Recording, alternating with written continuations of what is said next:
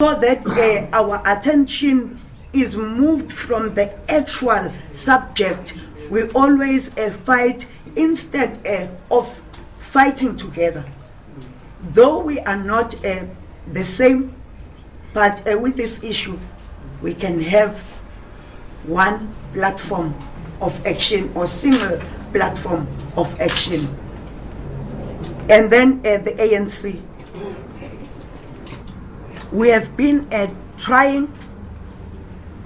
That is why you have the quota.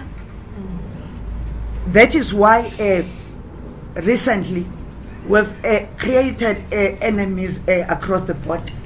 Because what you must know is that once you start addressing the real issues of abuse of women, you become an enemy to your own comrades. And the others become a part and a convenient group of abusers. So we are trying to build on what we've done, our experiences, and we are moving forward. And we've distanced ourselves from women that are wearing our regalia. Actually, comrades from this region have told us that actually those women that are wearing that regalia are not even members of the ANC and the Women's League.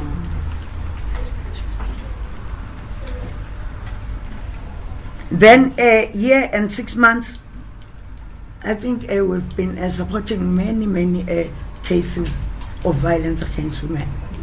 I think that is also where we lose the plot, because we want to say why this one, why not that one, and why is so and so not here, and why did she go there, instead of strengthening each and every step we are taking.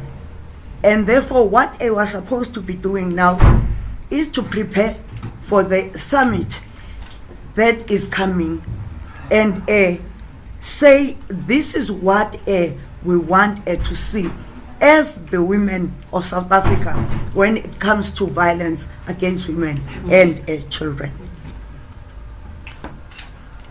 Your question?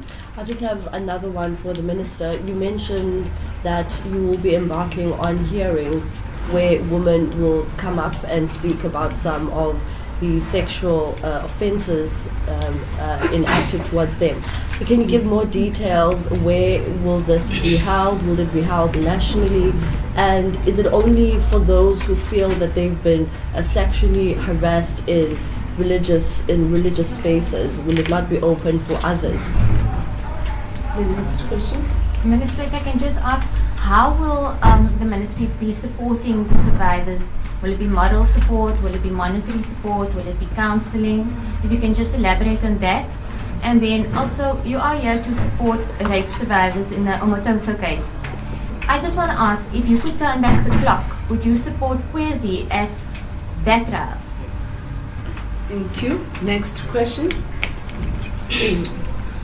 Minister Liza Gangane, I just want to ask the two gentlemen sitting beside you, the Mayor Bubani, as well as the Premier. I'm going to ask the same question as my colleagues over there. This is the first time that we've seen the both of you in this case. There hasn't even been a comment in province about the specific case. Why exactly why were you propelled today to come to this specific case? Is it because of the high profility of it, how profile it is? Thank you very much. Any other question? Yes. Good day. I just have a question with Who are regards you? to, I'm Zoe Charles from the Total Shutdown Man. Okay. We just have a question with regards to the upcoming gender summit that's happening in November. What are your thoughts about the movement itself, the Total Shutdown, as well as the gender summit? What are your expectations? What are your plans and deliberations going forward on the day, on the days? Before the minister responds, I'm going to invite the leadership of the ANC Women's League that has been here before. Many of us, including some in the media, came to catch what is happening here.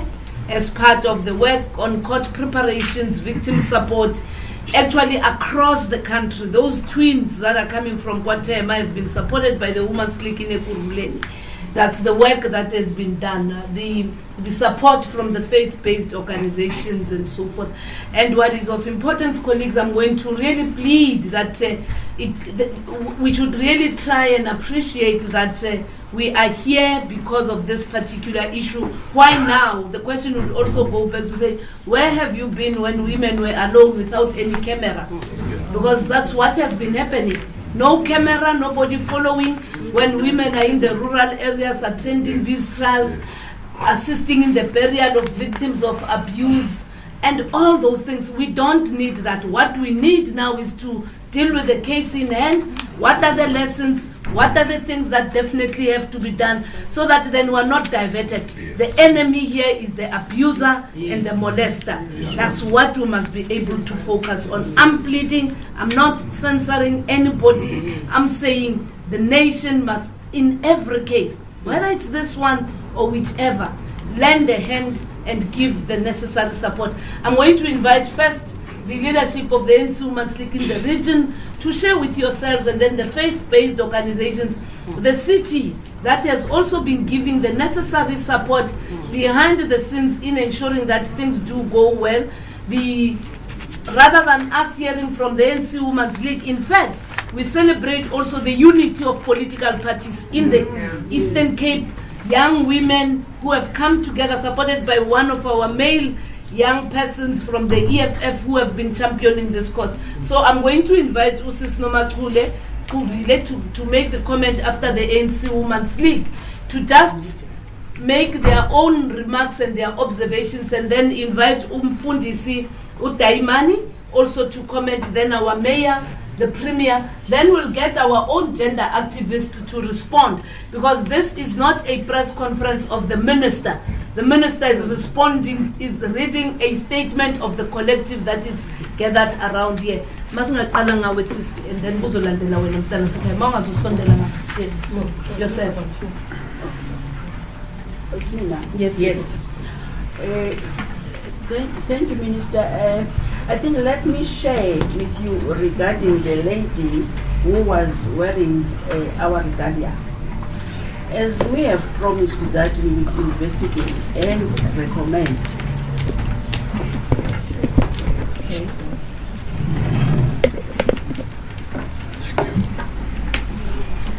I was saying, as you would recall, that we promised to investigate regarding the lady who was wearing our regalia. Indeed, we did that. What we did was to visit the lady at her place, the branch ourselves. We visited the place, and we wanted to know why she was making a mockery out of our own identity, because our regalia is our identity.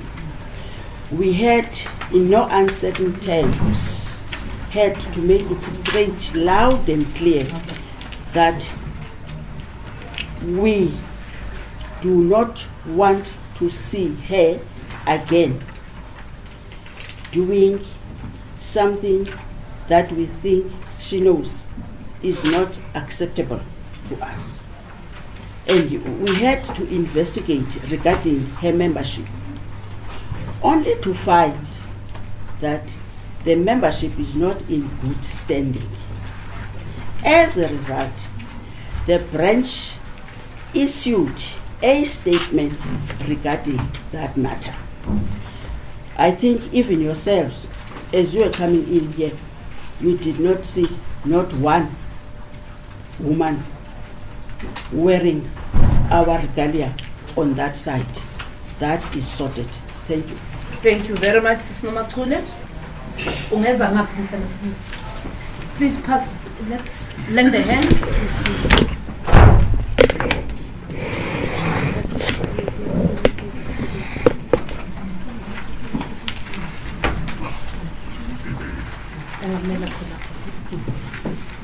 Thank you very much, Minister.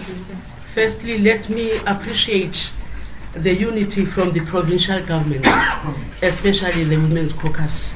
I'm from the UDM. We are here to give the moral support against gender-based violence. We are saying as UDM, all the churches around South Africa must be thoroughly investigated as a matter of urgency. Minister, we really appreciate the fact that today the whole country is here to make a point that Omotoso must rot in jail. We don't need people like him in our society. As UDM, you are saying the law must take its course. Thank you very much. Thank you very much. May I then invite Upem Mabini Pamela, a gender activist, also to make a comment. Thank you, Nana.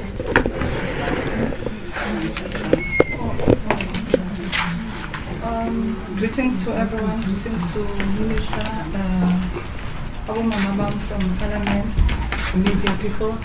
Thank you so much for this opportunity, and all I can say is that I really appreciate the fact that we united as a community, we united as the different political parties, we united as different NGO organizations. I've been in this journey. It has been a long, tough journey, fighting alone, traveling from my own pocket, assisting these young girls, the victims, with no assistance from any government department, from any official, and fortunately with God's will, for the help in terms of assisting some of the victims, I managed to meet up with Omotoso. She's the one who's been with me on this journey in terms of assisting their victims with psychologists, places, safe places for them to stay and stuff. And I bow my head for her on that. And all I can ask from you, Minister, is that if we can be united and fight all these churches, we need to close these churches. All the false prophets. We can't allow these pastors to come and use our people. Our people are dealing with the poverty. Our people are desperate. Our people I'm sorry to say that our people are lazy. Some of our people are lazy. They love shortcuts. We need to do awareness. We need to go do road shows. We need to talk to our youth, because you'll find that they are targeting youth, single parents. And we also, I'm calling upon the fathers to be with their daughters, to be the father figure, because these girls are desperate looking for a father figure out there. I mean, you can imagine these girls going out there to these churches, calling these so-called pastors Daddy, Papa. Where does that come from? We grew up in our churches, Methodist, Rema, and you name them. We go there, we call Abefundis, Abefundis. And when the pastor sin, they will, the members of the church will remove that pastor, you know. And this thing, it's not even personal. They need to understand that, because they've been naming me that I'm personal. I'm attacking Omotoso. I don't even know Omotoso. All I was doing is to help my kids. Those girls are my kids. Those girls are the future leader of this country. If I'm going to sit and not do anything, who's going to assist them? We need to stand up. We need to work together. We need to stop abusing and assaulting people that are trying to make good in this country. Because people assaulted me. They've been insulting me, naming me, calling me by names. I don't know whether by doing a good thing is it a sin. And the people, they need to understand that this is. I'm not getting I'm not getting paid for what I'm doing. I'm doing it out of my heart. And for my foundation to take care of these young girls, because they've got nowhere to cry on. And I have to avail myself. I'm there. I'm calling Minister that we look at Omotoso's, as you did stated before, that he's getting a preferential treatment. We need to look at that. And we need to affirm and stand for that he needs to feel that he's in jail. He needs to feel that. He must not think that he's in his place there. So we need to also to work on closing these churches. And if they don't have, if any one of those so-called pastors, they don't have qualifications, we need to close those churches. Thank you so much. Let's invite Simpiwe Dana, who would also make a comment. I'm sure will appreciate, as I've said, this is a collective effort, and as it has been stated, then the Premier will also speak on the issues of the social support that Sis Togo has been able to mobilize, and then the faith-based organizations will also come in. Simpiwe. Greetings to all of our leaders in the room. I'm quite honored to be here today. My name is Simpiwe Dana. I am a musician. I am an activist. And what I'm most passionate about is gender activism, social cohesion, and education, especially of black children. I believe that over the years, my work speaks for itself. Patriarchy is a very big elephant in the room, and what we choose to not look at is how this is propped up by culture and religion. And we do this because we are very much attached to our identities, and some of us, religion is a very big part of our identity, and so is culture. Now, we need to understand that what the scriptures teach and what culture teaches objectifies women. And when women are objectified, then they are reduced to less than their gender counterparts. And when that happens, then they become free game, generally in society. And therefore, I want to call upon the church leaders to perhaps have their own summit where they discuss these scriptures that objectify women and see them as less, that therefore creates fertile grounds for the victimization of women.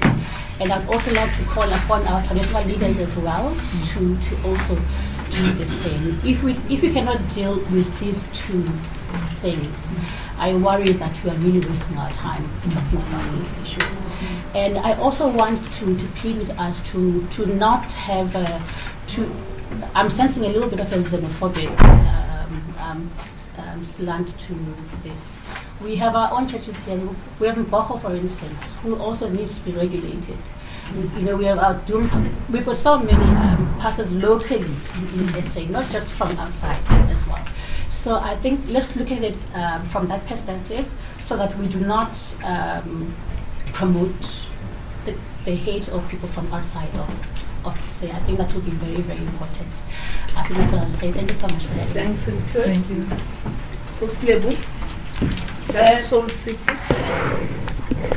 We support the Ministry of Women and the South African government in lending its voice to this case. I think while we can question each other about why did you not rise at that point and at this point, I don't think as this country, for the women of this country, we can waste time and not seize the moment that exists. And that is why for us, we are supporting the call for public hearings. And somebody asked from the media, the details on the public hearings. If you look at the statistics of women who go out and report, we run Soul Buddies clubs in schools, we run Rise Young Women's clubs. And our team on the ground will tell you almost on a daily basis, people are coming out and telling about how they have been abused. But a lot of them, either when it happened, they were told even by their own families not to take it up. Or they are under so much pressure. And I think we have seen with Cheryl, when on social media you talk about Danny Jordan having abused somebody, it is the black South African men who will say to you, but why were they quiet? Why did they not speak? I think what happened with Cheryl Zondi, we now have an answer of why women will not speak. So for us, the public hearings are a good platform for those women who will not go through the criminal justice system to say, let us talk. Do we want to open it up? Probably we do. but in fact to concentrate it in a place where people deliberately go for seeking spiritual counsel and then be abused. I think it's a very important, step.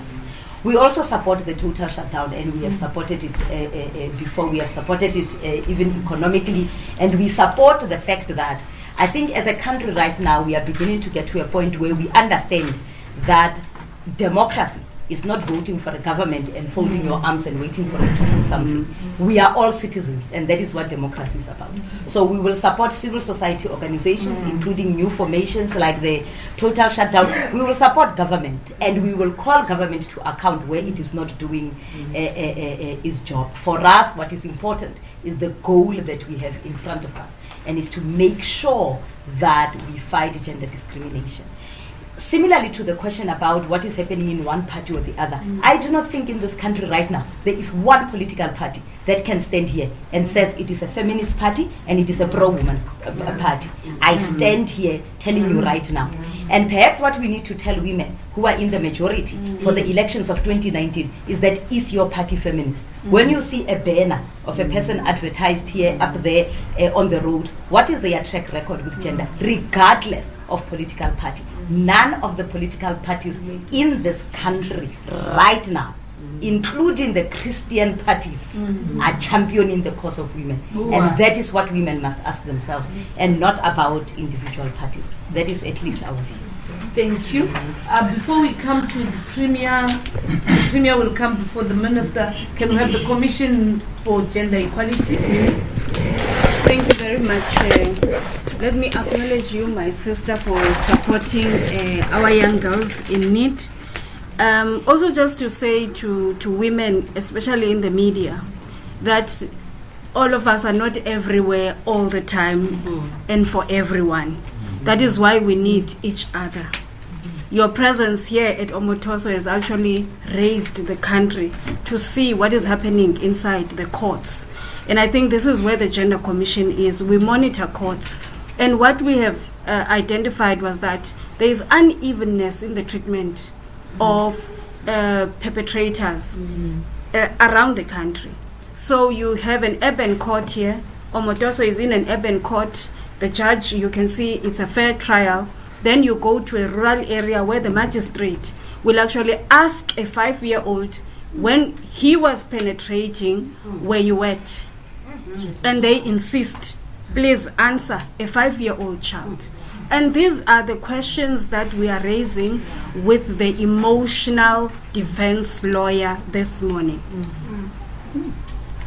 The emotional defense lawyer today called us, all of us, and addressed us on what we are saying on social media. This is what we are saying. We are saying no to secondary victimization. Do your cross-examination, but do not strip women's dignity. There is no one who is violated while somebody is busy on top of you or anywhere, creeping on you, violently holding you, that you will measure in centimeters, the pennies. It's impossible. Centimeters are a scientific thing from mathematics, and I wonder if when you are just desperately trying to address this psychopath on top of you and trying to be calm or to run or to do something, that you would ever measure the centimeters.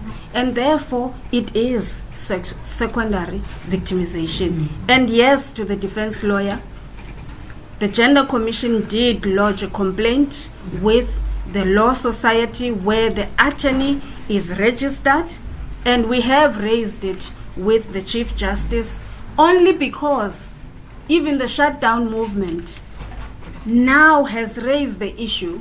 We have even said the only people we wanted to see in the Gender Summit actually is the security cluster, inclusive of the police, the magistrates for once, because they are independent. They must come and address us and also tell us and justify secondary victimization to us. Because I think that the defense lawyer thinks that the Constitution actually upholds secondary victimization. It doesn't. Secondary victimization entrenches prejudice, sexism is prejudice. That is why a rapist creeps up on you and violates you and use every measure, predates. Women cannot even walk on the street safely, and therefore that is prejudice. So to our defense lawyer, we understand your emotional outburst this morning, trying to address everyone on social media. We are trying to say to you, we understand what you have to do, but you also have an obligation not to entrench prejudice and sexism in society. No one will know a centimeter of a penis when they are violated. So we continue to monitor the courts. The courts are not doing exactly the same thing around the country. Rural, the informal sector where there are populous areas, you will find a magistrate entertaining something that is not supposed to be entertained. And if media is not inside there, no one listens to us. So if you ask us why are we here today, we are here because we were told, raise issues where they are. That is what the independent courts say. They say to us, when you have complaints about what a magistrate or a judge or a defense lawyer is doing, raise it in that court because that judge has an independence on that. And therefore, that is why we are here. That is why we have lodged a complaint against the defense lawyer. And we are going to still monitor him. Even if this judge is removed, we will still monitor the conduct of the defense lawyer. Babu Dlamini. Thank you, Minister. From day one, we have made it clear and came out boldly without compromise to say that we represent men who are men in the true sense of the word. We represent fathers who are protectors, providers, and lovers to their children in the sense of being a father who takes care. We also represent ministers who are ambassadors of the kingdom of God, unashamedly. And still God is on the throne. We still represent that God who teaches justice and righteousness. So we are here to say that as the church, we have been vocal from the word go. Vocal supporting the holistic emancipation of man. We are not ashamed to be called men of God. And we know that in this country there is law, which even applies in this case, that we will not take law into our own hands. He will be found guilty as he's given out now it's an opportunity where he is still innocent until found guilty in the court of law, which as the church we stand for that. And before I give over to you, I want to say that we also make a stand, not just from a particular church, but as ministers from the church, that what is happening now, we would like to caution that we're not being painted with the same brush, that we are not doing the same acts, and also other ministers from foreign countries should not also be painted with the same brush, because in that it will create xenophobic attitudes and attacks. We have genuine ministers from foreign countries, we've got friends, ministers of the gospel, that are men of integrity. So we are here to say we stand with our daughters, we shall not keep quiet. Thank you. And Fundis, we're going to get the comment from the traditional healers of South Africa. Thank you so much, and I'm greeting everybody. As the traditional people of this country, as much as the traditional people of this metro, we have come to support the victims. We are saying no to victimization of women. We are saying no to rapists. Amadoda abantu abamnyama siwazi engabakhuseli bentsapho. We as black people, we know male adults as the protectors of the family. We do not know them as the enemy to their kids. Ndiphakamela njengegqirha, traditional person, member of the chaplaincy of this metro, member of the moral regeneration of this metro. We are against any kind, as traditional people, of decay. Thank you so much. Thank you. I'm going to invite the representative of the South African Girl Guides, who's also going to make a remark, then invite a businesswoman who also comes from the private sector, then quickly we then go to government's response.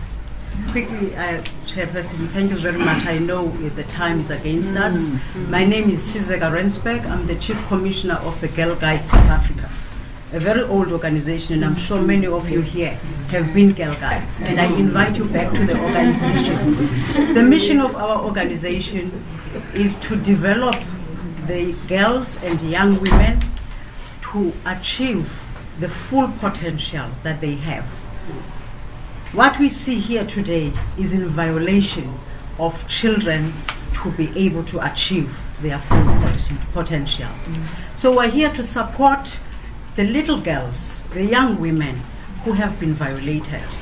Their human rights, Minister, have been violated big time. But I would like to leave a message. I'm not going to repeat what has been said. We're here because we're in support. Our organization encourages parents, teachers, fathers to make sure that their children from a young age, they belong to organizations that are going to assist them to develop their full potential. Girl Guides start children as young as 4 years old. And when they interact in such an organization, they actually interact with their peers. If they can't talk to me as a parent, to you as my relative, they can talk to their peers. So I want to encourage all of us. Let us make sure that we stand up and take children to the institutions they should be interacting with. Thank you. Thank you. Ms. Nomashubi Mazwai from the business community. Thank you, Minister. Firstly, I think I would like to commend the Minister for Women in the Presidency, Minister Bathabile Dlamini, for this huge step that she's taken. Also commend her colleagues for having supported her, but more than anything, I'm heartened by the fact that we see various organizations here. I think this is one matter that unites us, not just as women, just as a nation. I think secondly, because I need to cut to the chase, we don't have much time. For me, I think I have a very big problem with the lawyer, the defense lawyer. We understand his right to defend what we call him, Mr. Omotoso, and Mr. Omotoso's right to be defended. However, I think there's a certain conduct that behoves a person of his caliber. For me, he was very condescending today to the judge and to us all who were in there. Secondly, he has just consistently been very callous in his approach, very denigrating, and everybody has said what kind of a person goes to a supposed victim, somebody who's already experienced trauma, and kind of questions the manner in which he questioned him. That was not fair. And for me, pride ourselves on being impartial as well as independent. On the agenda, we basically break down the stories of the day. Give the viewer the assurance that we will cover every side of a story. Tear gas has now been also thrown at the protesters. We are peacefully marching and the police is stopping the people. They're hitting the people. We are spraying the people with pepper spray. These people are supposed to protect us, but they are against us.